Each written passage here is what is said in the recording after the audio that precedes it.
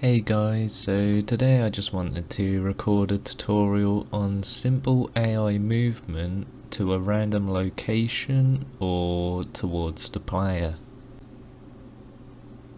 So it's quick and easy and only has 4 steps, which are placing a Nav Mesh Bounds volume, creating the AI character blueprint, sorting the AI character components, and then creating the actual blueprints components. Okay, so first of all we want to set up our scene so the AI will be able to move around in it. So what you want to do is come up here and type in the Nav Mesh, and you should see Nav Mesh Bounds volume. If you drag that in, and you basically just want to place that on anything you want the AI to move on. So if you drag it out and scale it and put over the things you want, and if you press P, it should show you all the places the AI can move on.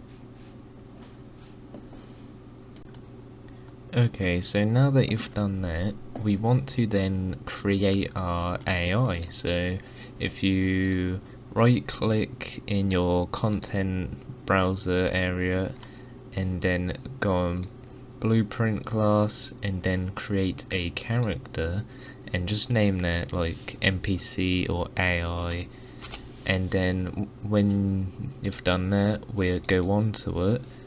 And you want to add a mesh or a skeletal mesh so you can see the AI when we get working, and then you want to add a component called pawn sensing, and this will then spawn this onto the character. And you want to then go to your peripheral vision angle in the AI settings or details panel and just lower it down so you can get a more of a cone shape. Okay, now that we have the components all sorted, we can move on to the blueprint. So on your event graph, what you want to do is get, or for the random location, you want an event begin play, and then from there you want to get an AI move to node. Just type in AI move to, and then from the pawn in AI move to you want to get self, because you want to move itself. And then in destination you want to get a random reachable point in radius. So if you just type in get random, and it should come up here, and then in the radius you can put a value about just 5,000 or whatever you want. It's just, it will get that point in that random radius, so do whatever value you think is the size of your map. And then for the origin, it's just where you start from, so you want to get the actor location.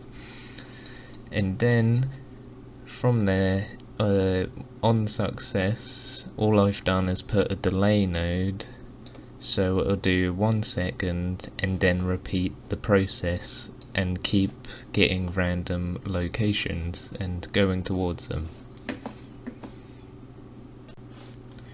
Now finally we can move to doing move to player for the AI. So what you want to do is from that component we got earlier, the pawn sensing component, you want to right click on it, add event, and then add on C pawn, and it'll bring this up.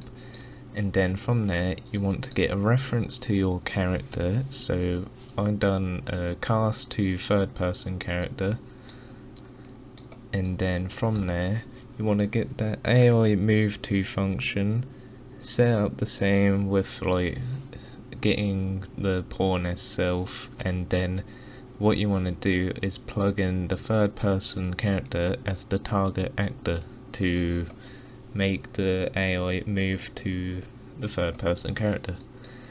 And for it to both work, you just want to do on success and drag that into this one up here, the random location one.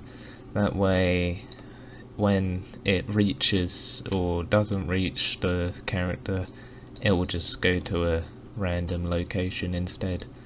So if we now go into our level and try it out, it'll start moving to random locations, and then if it sees my character, it'll move to it, touch it, and then go away.